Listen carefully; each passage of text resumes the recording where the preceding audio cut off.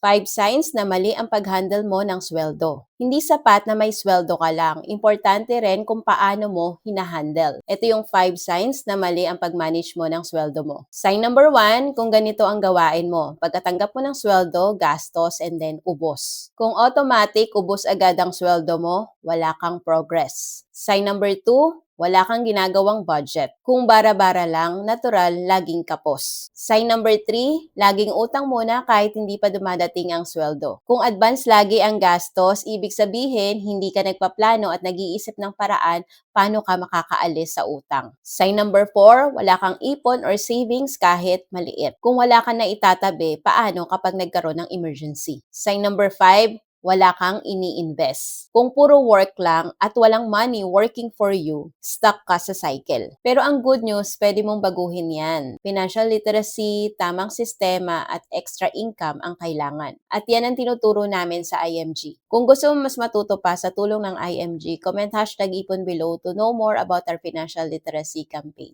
Let our early leave free, kayang-kaya basta may tamang gabay.